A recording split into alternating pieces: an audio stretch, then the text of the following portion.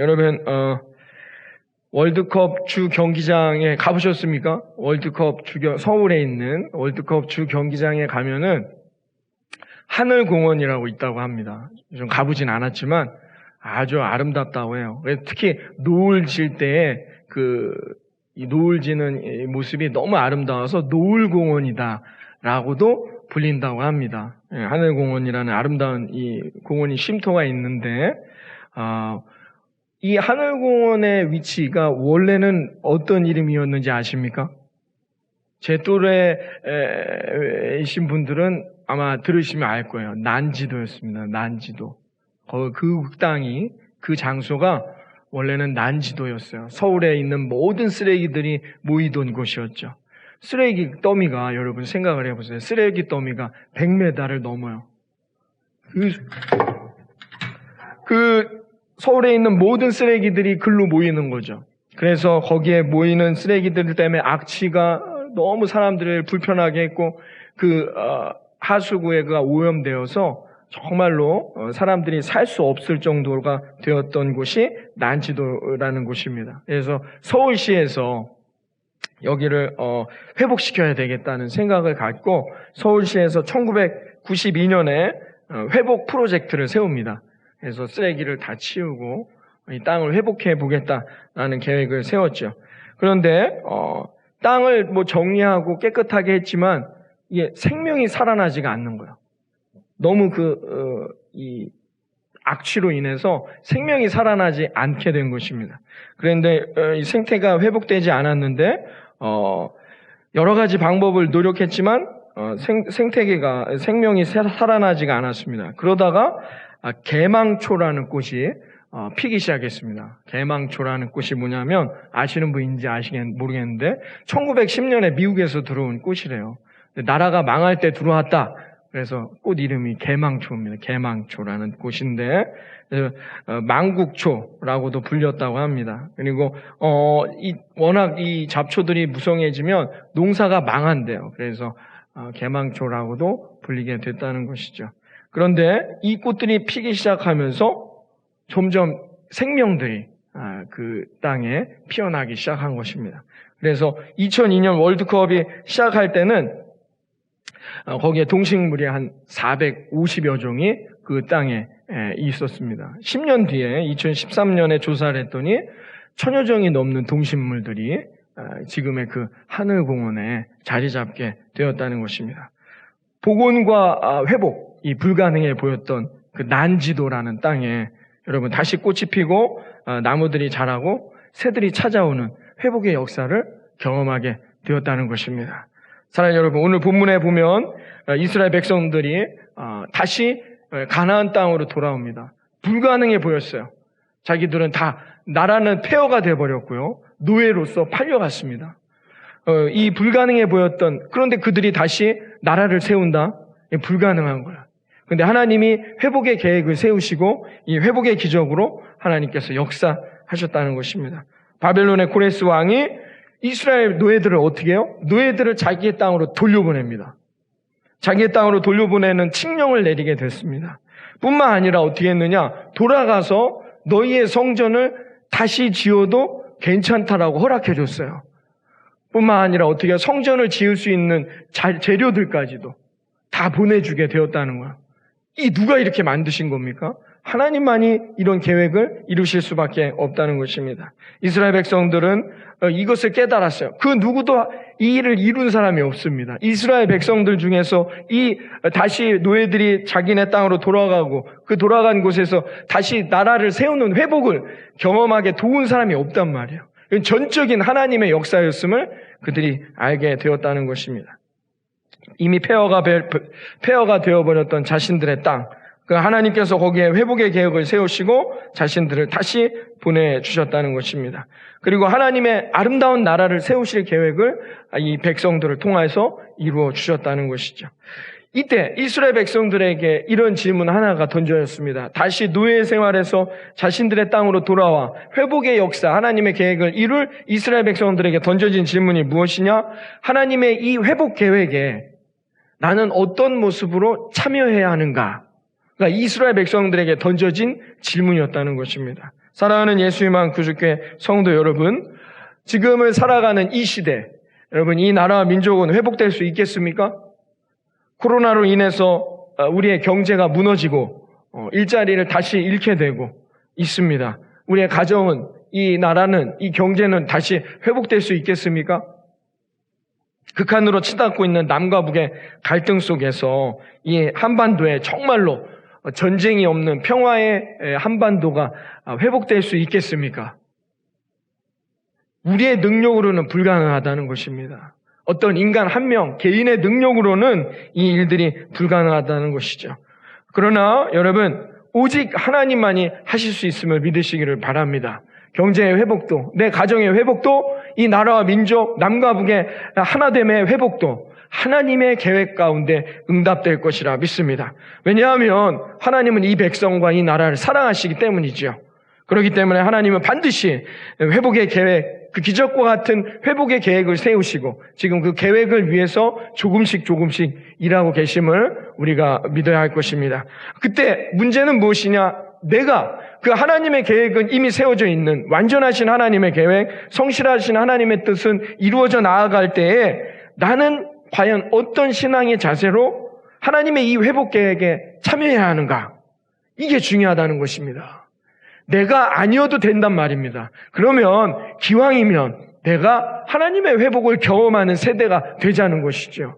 그럼 어떻게 해야 할 것이냐? 이스라엘 백성들과 같이 저와 여러분에게 오늘 이 시대를 살아가는 정말로 우리에게 절실하게 회복이 필요한 이 순간, 이 나라와 민족, 여러분 가정, 이 지역, 우리 교회, 모든 이 땅에, 아니 전 지구상으로 지금 갈등과 폭력, 위협과 두려움 가운데 노출되어 있는 이 모든 세계에 있는 이 백성들에게 하나님의 계획이 성취되어져 나아가는 이 아침이 되기를 바라겠습니다. 그때 나는 무엇을 해야 할 것인가? 이것도 깨달아 저와 여러분도 그 하나님의 회복의 계획에 참여하는 아름답고 복된 하나님의 자녀들이 되시기를 주님의 이름으로 축원합니다. 그럼 어떻게 해야 되느냐? 첫 번째는 하나님의 회복 계획에 참여하려면 우리가 하나님의 동역자다라는 걸 기억해야 한다는 것이죠. 뭐라고요? 내가 하나님의 동역자다라는 것입니다.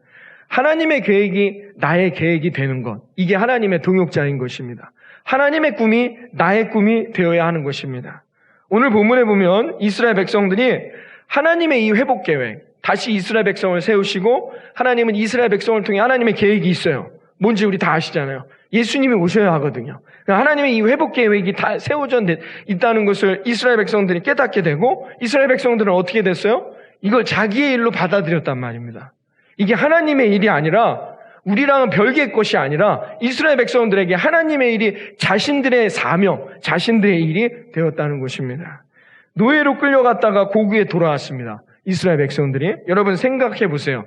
우리가 노예 생활을 하다가 다시 이 대전이라는 땅으로 돌아왔어요. 대전인데 남아있는 게 하나도 없어요. 다 황폐해졌어요. 집도 다 부서졌고 다 불태워버렸으니까. 남아있는 게 아무것도 없어요. 노예들이 생활을 했던 이스라엘 백성들이 하나님의 은혜 가운데 다시 돌아왔어요. 왕의 칙령 때문에. 돌아온 다음에 그럼 이 사람들이 이 폐허가 된 땅에서 제일 먼저 해야 할 게 뭘까요? 뭘 세워야 됩니까? 낮에는 덥고 밤에는 춥습니다. 일단 뭘 만들어야 될까요? 집을 만들어야 되겠죠. 내가 먹고 살 곳이 필요하단 말이에요. 집을 만들고 좀 쉴 곳이 필요하단 말이에요. 그러면 노예 생활을 하다 왔으니까 그 일들을 먼저 하면 된단 말이죠. 그러나 이스라엘 백성들은 그러지 않았단 말이에요. 오늘 본문에서 나오고 있습니다. 이들이 제일 먼저 만든 것이 뭐예요? 성전을 만들었단 말이에요. 하나님 앞에 예배할 수 있는 성전을 회복하는 일을 먼저 행했다는 겁니다. 9절을 보시죠. 우리 9절을 다 같이 함께 읽어볼까요? 9절 시작.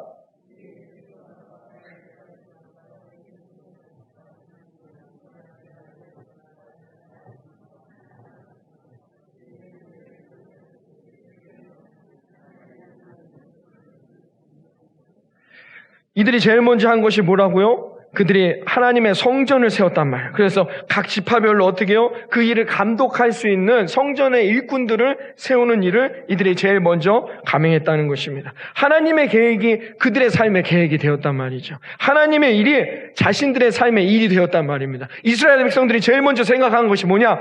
하나님이 기뻐할 일이 무엇이냐는 것입니다. 이것을 먼저 생각하게 되었다는 것입니다. 우리는 이렇게 생각합니다. 하나님의 계획은 하나님의 계획이고 하나님의 일은 내 일은 아니다. 우린 이렇게 신앙생활을 하는 경우가 많다는 것이죠. 여러분, 이런 신앙생활의 자세를 갖고는 절대로 하나님의 회복을 경험할 수 없습니다.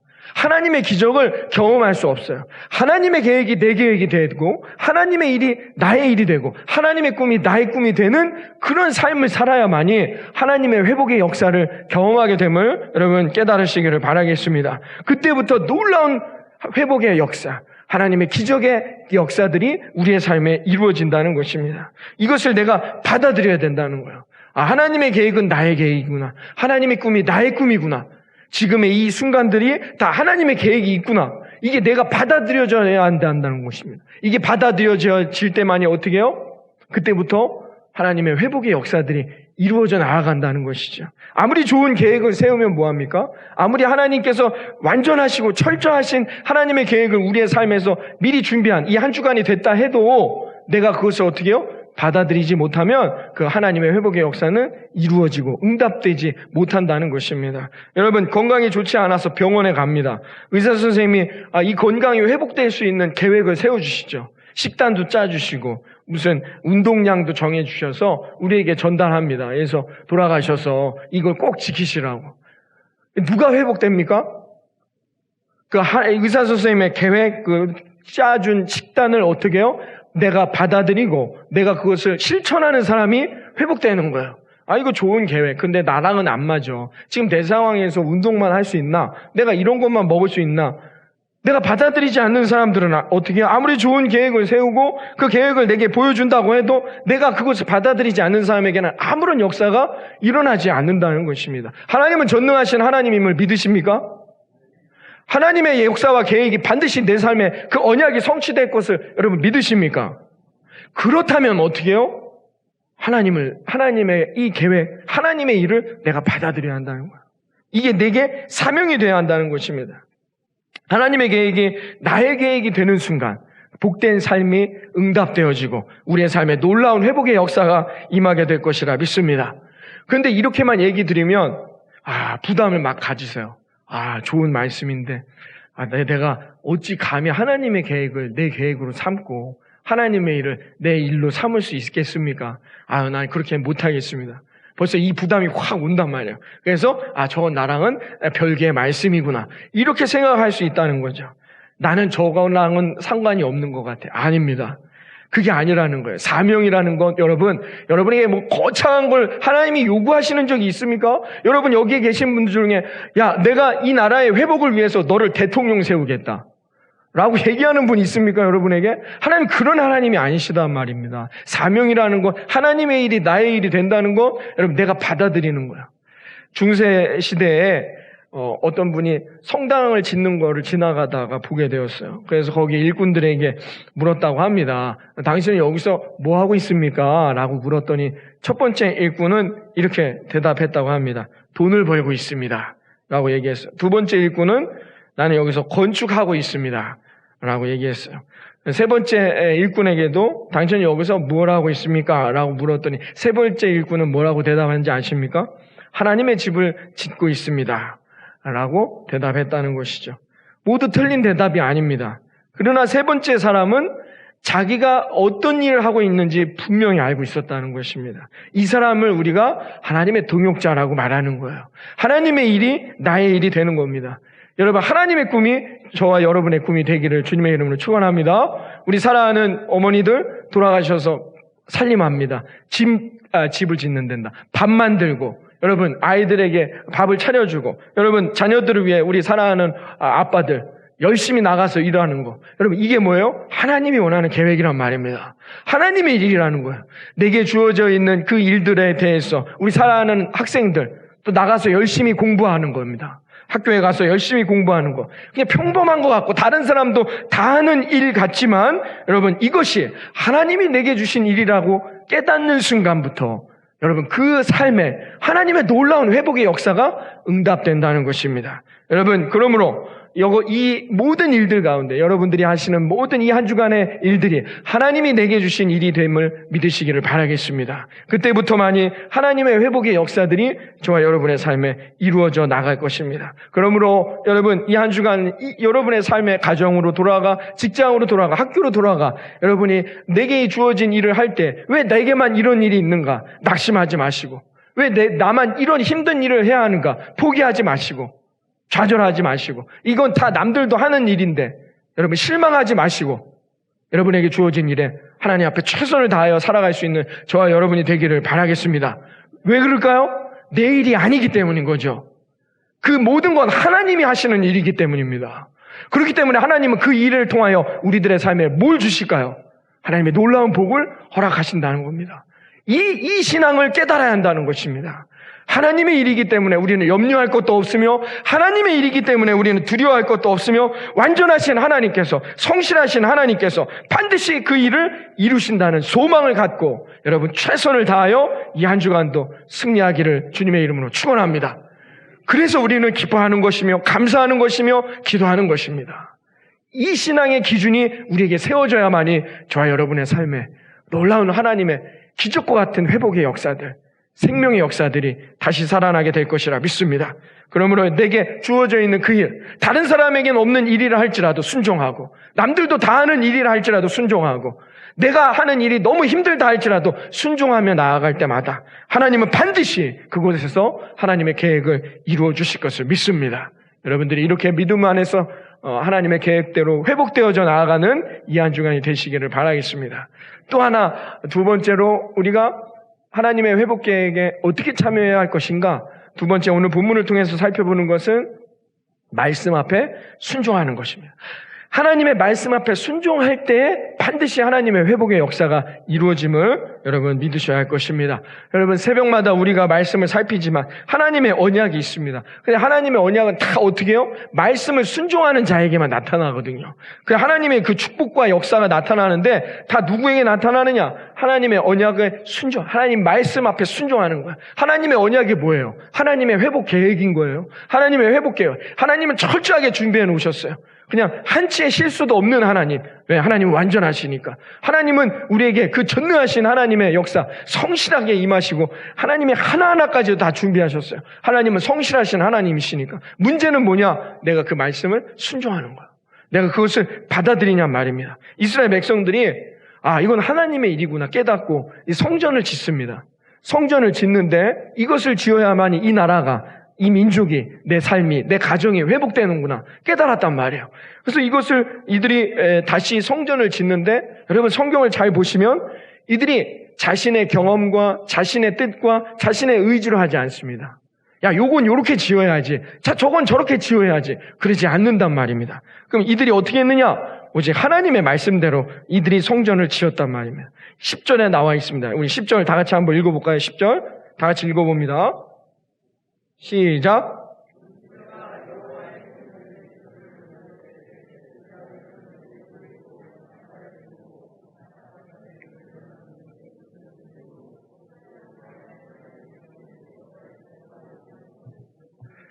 여러분 이스라엘 왕 다윗의 규례대로 이들이 어떻게 성전을 만들었다고요? 다윗 왕의 규례대로 만들었다는 것입니다. 이게 중요합니다. 성전을 만드는데 처음에 성전을 어떻게 만들어야 될지 의견이 분분하겠지요. 서로의 경험이 다르고 지식과 지혜와 능력이 다릅니다. 근데 이들은 어떤 말씀대로 다윗의 규례대로 성전을 만들었다는 것입니다. 여러분 생각을 해보세요. 지금 이 제사장들이 예복을 입고 나팔 불면서 이렇게 성전 지을 때입니까? 지금 노예 생활을 하다가 갑자기 그냥 원래 가나안에 살고 있던 사람들이 있는데 그 땅에 들어와서 여기가 내 땅이다 하고 성전을 짓는 거예요. 그러면 그 땅에 원래 살고 있던 사람들이 가만히 박수 쳐주면서 같이 노래하며 찬양하겠습니까? 지금 예복 입고 나팔 불면서 지금 찬송가 부르면서 무슨 기도하면서 성경 말씀 읽으면서 인생을 살 시간이 없단 말입니다. 내 인생에 오늘도 내가 나가서 최선을 다해야만이 이 일을 이룰까 말까 하는 그런 상황이란 말이에요. 이스라엘 백성들에게. 지금 누가 공격할지 몰라요. 창과 방패를 들고 지금 방어해도 시원찮을 판인데 지금 어떻게 했다는 거예요? 제사장들은 예복을 입고 나팔을 들고 아삽 자손 레위 사람들은 수금을 들고 어떻게 노래하면서 성전을 짓고 있다는 겁니다.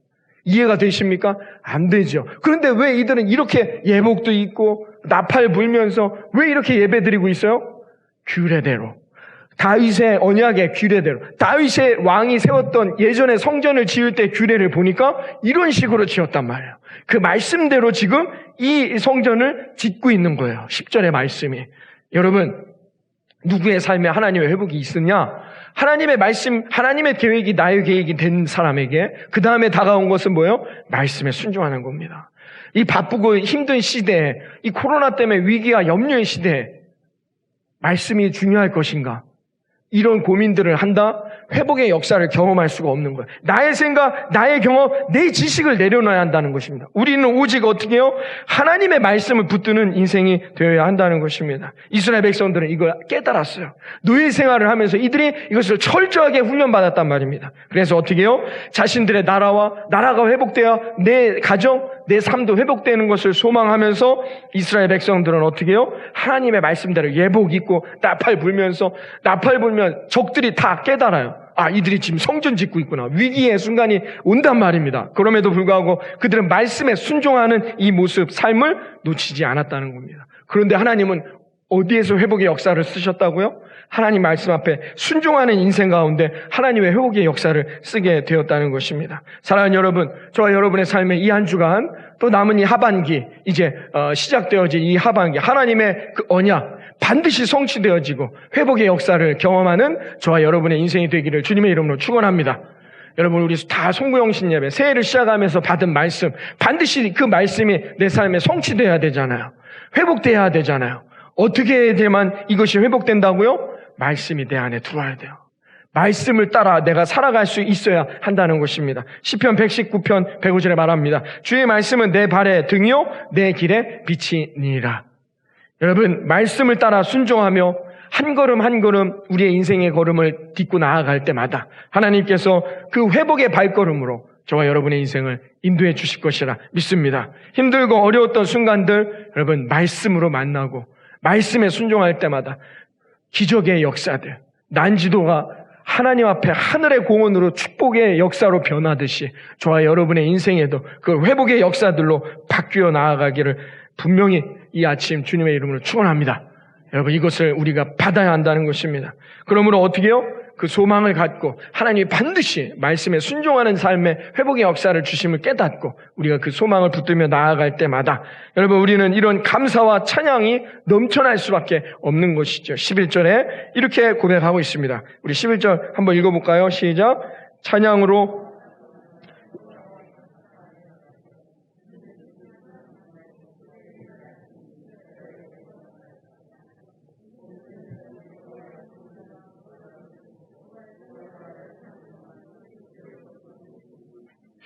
하나님을 찬송하고 하나님 앞에 감사하며 하나님의 인자하심이 영원하다. 하나님의 계획이 얼마나 성실하신지를 오늘 고백하는 인자하심의 뜻이 무엇인지 제가 새벽에 말씀드렸지만 성실하신 하나님, 절대로 하나님의 계획을 놓치지 않는 이 하나님을 고백하는 이스라엘 백성들, 이런 놀라운 축복의 열매가 저와 여러분에게도 넘쳐나시기를 바라겠습니다. 그래서 올 한 해를 마무리할 때 정말 하나님은 성실하시고 하나님은 인자하셔서 하나님 반드시 하나님이 감사의 열매들이 30배, 60배, 100배 갑절의 능력의 열매로 저와 여러분의 삶 가운데 넘쳐나는 이 언약이 성취되어져 나아가는 하나님의 회복 계획이 이루어져 나아가는 인생들이 되시기를 바라겠습니다. 그러기 위해선 우리가 누구를 믿어야 합니까? 전능하신 하나님, 완전하신 하나님, 회복 계획이, 그 하나님의 회복 계획이 내 안에 이루어질 것이다.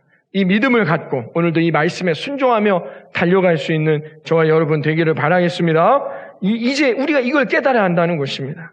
여러분, 우리는 연약하죠. 인간은 연약한 존재입니다. 인간의 죄성은 인간을 뭐예요? 앞에 있는 것만 바라보게 만들죠. 사탄이 아담과 하와를 유혹할 때 어떻게 했습니까? 하와를 유혹할 때 뭐로 유혹합니까? 앞에 있는 맛있어 보이는 선악과로 유혹합니다. 이게 뭘 의미하는 겁니까? 인간의 나약함, 인간의 죄성을 의미하죠. 인간의 죄성은 무엇일까요? 눈에 보이는 것만 따라갑니다. 이 선악과 눈에 보이는 거예요. 그것을 먹었을 때 나에게 미쳐질 하나님의 계획이 무엇인지 이건 다 잊어버렸어요. 그냥 보이기에 좋아 보이는, 맛있어 보이는 것, 그것을 따라가는 것, 이게 뭐예요? 이게 인간의 습성이란 말입니다. 연약한 인간이라는 존재에게 나타나는 모습들이라는 것이죠. 근데 그것을 따라가다 보면 어떻게 해요? 무너지는 거예요. 두려운 거예요. 여러분, 또 이제 삶의 정황으로 돌아가서 이제 예배가 끝나고 돌아가면 또 일을 해야 되고 또 내일 또 일터로 나아가야 되고 또 내게 있는 큰 산적한 문제들이 있는 분들도 있습니다. 언제 하나님이 이 문제를 해결해 주실까? 고민되는 분들도 있어요. 염려와 두려움. 내 앞에 당장 세워져 있는 이 문제들을 바라볼 때마다 힘들고 어려운 순간들을 맞이하는 우리 성도님들도 계실 수 있습니다. 그러나 여러분, 그 앞에 있는 문제만을 보지 마시고 이제 나의 눈을 들어 나의 회복의 계획을 세워놓으신 전능하신 하나님을 바라볼 수 있는 저와 여러분의 믿음의 인생이 되시기를 바라겠습니다. 거기에 소망이 있단 말입니다. 지금 순간은 모르지만 하나님은 전능하시기 때문에 완전하시다는 뜻입니다. 성실하시기 때문에 인자하신 하나님, 오늘 본문에 표현되어 있는 인자하심이란 뜻은 하나님은 성실하시다는 거예요. 하나님은 절대로 쉬는 분이 아니란 말입니다. 하나님은 나의 모레, 내 1년 뒤의 모습까지도 완전히 계획해 놓으신 그 하나님이 반드시 하나님의 회복의 계획을 성취하실 것을 믿습니다. 우리는 어떻게 해야 된다고요? 이제 내가 눈을 들어 하나님을 바라봐야 한다는 겁니다. 하나님을 바라보는 게 뭡니까? 말씀을 따라. 언제요? 새벽에. 그래서 새벽 예배를 나오라고 말씀드리는 거예요. 그게 뭐예요? 그게 하나님을 바라본다는 거예요. 하나님을 바라본다는 게 내 눈을 들어 이제 하나님을 배우겠습니다라는 욥의 고백이 뭡니까? 우리 인간이 하나님의 계획을 완전히 이해할 수 없어요. 욥이 그걸 깨닫고는 자기 눈앞에 있는 처절한 절망의 순간, 실패의 문제들만을 욥이 바라본 것이 아니라 내가 이제 눈을 들어 하나님의 그 놀라웠고 완전하신 계획을 소망합니다라고 고백했단 말입니다. 그때 욥의 삶의 정황은 어떻게 해요? 자식도 죽고 아내도 떠나가고 병들고 가진 것 다 날리는 완전히 정말 소위 세상에서 말하는 실패의 자리였단 말입니다. 근데 욥이 그때 완전하신 하나님의 계획을 소망하며 하나님을 바라보니까 욥에게 어떻게 끝납니까? 욥기가 갑절의 능력이 나타났다. 갑절의 능력으로 하나님이 축복해 주시는 계획을 다시 경험했단 말입니다. 그 고백이 우리에게 말해주고자 하는 뜻이 무엇입니까? 나의 눈을 들어 하나님을 바라보는 것입니다. 나의 눈을 드는 것은 무엇일까요? 말씀을 따라. 말씀을 따라 살아간다는 건 무엇입니까? 땅을 보지 마시고. 왜 땅을 보십니까? 저를 보세요. 저를 바라보시고. 말씀을 따라 살아간다는 건 뭐라고요? 새벽을 깨우는 겁니다. 여러분의 삶에 새벽을 깨우는 이 한 주간 새벽을 승리하는 저와 여러분 되어지기를 주님의 이름으로 축원합니다. 제 얘기가 아니에요. 성경이 늘 우리에게 말해주는 메시지라는 거죠. 여호수아가 가나안 땅, 그게 뭐예요? 하나님의 계획이 성취되는 땅이에요. 가나안 땅이 뭔지 아시잖아요. 새벽에 안 나오신 분들은 잘 이해가 안 되실 거예요. 여호수아가 가나안 땅을 눈앞에 두고 정탐꾼들을 보냈습니다. 정탐꾼들이 갔다 와서 뭐라고 얘기합니까? 내 마음이 다 녹았습니다. 내 마음이 쑥 들어간 것 같습니다. 그러죠. 우리 딸이 조금 이렇게 자동차를 타고 가다 약간 내리막길로 내려가면 이게 쑥 내려가는 느낌이잖아요. 그래서 무서운 순간을 경험하거나 TV에서 무서운 장면이 나오면 마음이 쑥 들어갔다고 얘기합니다. 내 마음이 간담이 내 모든 게 녹아버렸다라고 말합니다. 정탐꾼들이 보고 와갖고 우리는 안 된다는 거야. 얼마나 절망의 순간. 이게 뭡니까 하나님? 우리 이만큼까지 오게 하시고 40년 동안 이제 가나안 땅을 눈앞에 뒀는데 하나님의 계획과 뜻이 무엇이냔 말이에요. 지금 순간은 절망이에요. 정탐꾼들이 보고 와서 우린 안 되겠습니다. 이러고 있단 말입니다. 두렵습니다. 염려됩니다. 우리가 거기를 어떻게 이깁니까? 우리가 어떻게 가나안을 어떻게 되겠습니까? 라고 말하자 여호수아가 3장 1절에 보면은 그 정탐꾼들 이야기를 듣고 그 다음날 아침에 3장 1절에 여호수아가 아침에 일찍이 일어나서라고 나와 있어요. 여호수아가 아침에 일찍이 일어나서. 아침은 언제였을까요? 아침은 언제입니까? 정확한 시간을 정해줬어야죠. 아침은 5시입니까? 6시입니까? 7시입니까? 아침은 9시도 아침이잖아요. 도대체 아침은 언젠가요? 요새는 5시도 새벽이라고 말하면 안 돼요. 훤하다니까요. 아침이에요. 도대체 아침은 언제였을까요? 아침에 일찍이 일어났다는 이 표현, 히브리 원어에 보면 성경이 이렇게 표현한 이유가 있습니다. 아침에 일찍이 일어났다는 단어가 히브리 원어에 보면 보케르라는 단어입니다. 보케르라는 단어. 이 단어가 뭘 의미하느냐? 여기서 말하는 아침에 일찍이 일어났다는 이 뜻은 뭐냐면, 여러분 예전에는 밤새도록 공부합니다. 이게 시험 기간 때가 되면은 밤새는 건 기본이었어요. 그래서 중학교, 고등학교 학창 시절에 내일 시험 밤새도록 외우고 밤을 샜습니다. 친구랑. 그래서 친구는 집으로 돌아가고 저는 너무 피곤해갖고 이렇게 아파트 밖에 나와서 이렇게 이렇게 먼 산을 바라보는데 해가 이렇게 싹 떠오르더라고요. 근데 그때의 기분은 밤을 샜다는 거. 뭘 외운 건 중요하지 않고 내가 밤을 샜노라 막 하면서 근데 막 이렇게 동이 터오릅니다. 해가 이렇게 터오를 때 어떻게 해요? 위에 어둠이 걷히죠. 그래서 해가 이렇게 밝아오는. 우리가 뭐래요? 여명이 밝아온다라고 말하죠. 아침이 일찍이 일어났다는 보케르라는 단어는 여명이 밝아온다는 뜻입니다. 아침에 일찍이 일어났다는 건 뭐냐? 여명이 밝아온다는 의미죠. 성경이 이 말씀을 통해 우리에게 말하고자 하는 그 주제는 뭐였느냐? 여호수아는 누구를 의지했느냐? 하나님을 의지했다는 겁니다. 지금 내 앞에 있는 삶의 순간은 어두움이에요. 하나님을 의지하며 하나님의 말씀을 붙들 때 이 어두움이 지나가 내 인생에 환한 대낮이 밝은다는 것입니다. 아침에 일찍이 일어났다는 것은 단순히 아침에만 일어난다는 뜻이 아니라는 겁니다. 이 말의 뜻에는 뭐예요? 전능하신 하나님께서 반드시 하나님이 이 가나안의 계획을 성취해 나가실 거라는 여호수아의 믿음의 고백이라는 것입니다. 그래서 하나님은 지금 순간은 어두울지라도 하나님을 만나고 하나님을 의지하는 자에게 어둠이 걷히고 여호명 하나님의 아름다운 회복의 계획들이 이루어져 나아갈 것을 기대하는 순간이 언제느냐? 그게 하나님의 말씀을 만나는 순간이라는 것입니다. 그게 여러분의 삶에도 응답되기를 바라겠습니다. 새벽에 만나자는 의미는 그 안에 들어있는 거예요. 여러분이 새벽에 꼭 나오지 못한다 할지라도 여러분의 삶의 정황에서 하나님의 말씀을 붙들고 내 인생에 어두움이 걷히고 하나님의 놀라운 회복의 계획, 대낮과 같이 밝은 축복의 계획이 이루어져 나아갈 것이다 라는 믿음의 고백들이 있기를 바란단 말입니다. 그게 혼자서는 스스로 하기가 어려우니까 제가 새벽에 나오시라고 이야기해 드리는 거예요. 여러분 제 말의 뜻, 제가 뭘 여러분에게 권면하고자 하는지 그 권면의 핵심을 여러분 깨달으시기를 바랍니다. 새벽에 나오지 못할 수 있습니다. 모든 여러 가지 여건과 상황이 제가 말하고자 하는 것은 내가 하나님의 말씀을 붙들고 오늘도 내 인생에 어둠은 거치고 아름다운 축복의 계획, 하나님의 그 밝은 대낮과 같은 회복의 역사가 소망되어지냐 말입니다. 그 인생 가운데 하나님이 반드시 내 인생에 부족함이 없게 쉴만한 물가로 푸른 불밭으로 여러분의 머리에 기름을 부어주시며 여러분이 내 잔이 넘치는 놀라운 회복의 역사를 경험하게 될 것을 믿습니다.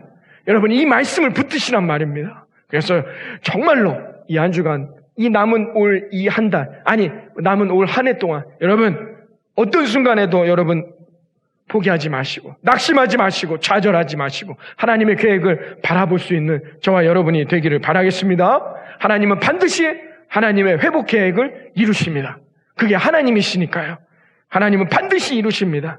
그분은 완전하시고 성실하시기 때문입니다. 이제 우리가 해야 할 일은 하나님의 계획이 나의 계획이 되고 하나님의 꿈이 나의 꿈이 되고 하나님의 사명이 나의 사명이 되는, 그래서 내 인생의 새벽을 깨워 하나님의 계획이 나의 삶에 성취되도록 말씀에 순종하는 시간을 더욱 많이 만들어가는 그런 저와 여러분이 되기를 이 아침 주님의 이름으로 축원합니다.